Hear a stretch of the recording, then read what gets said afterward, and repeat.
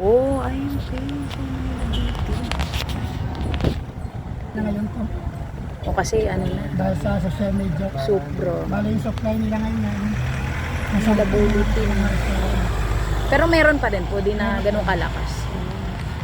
Parang nagbabasa dyan yung mga... Oo, may bulletin employee. Pero bago pa niyan, dito dati nakatayo yung isang simbahan. Kasi Ano yung parang mga Spanish, Opo. may 7 simbahan, may 7 university, may 7 gate. Opo. Kaya naniniwala sila ng 7-7 na isa laki ng buwan. Ay, sabihin. Kung makita yung pader na yan, yan po pader ng original na simbahan.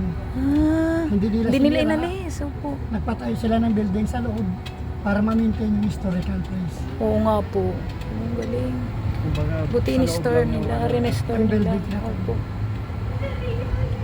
Ayun, Manila Bulletin.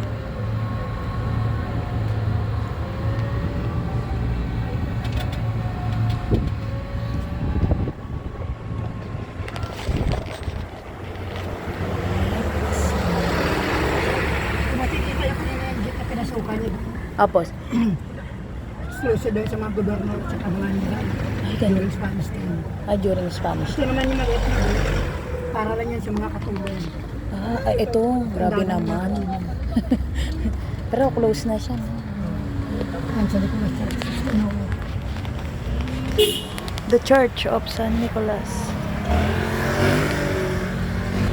ito naman yung sa kaliwa nating building na yan. Yan Ano ang naman ito? first public high school in Manila. Oh. Nagpuntaan. Itinayo ng mga Amerikano noong 1906. Hanggang sa ngayon nag-ooperate pa yan. Oo nga, meron pa nga mga estudyante. Isang presidente natin nag-graduate yan. Sino pong? Si Elpidio Quirino. Quirino.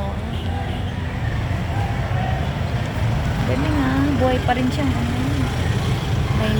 ano? Naman yung mataas na building sa harap natin. Yes, yo. Pag-aari yan ang pangatlo nating presidente. Nadili. Sa kanila din yan, LTO, Museum of the Philippines. LPU, Culinary Institute. Kaso exclusive lang yan sa culinary.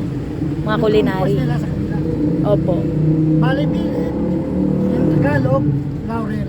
Opo. Kaya pag-aari ng mga Laurel. Laurel. Ah, baby. Oo nga. Dito na siya. Nauna na pala siya. Ganda ito sa taas, sa update. Para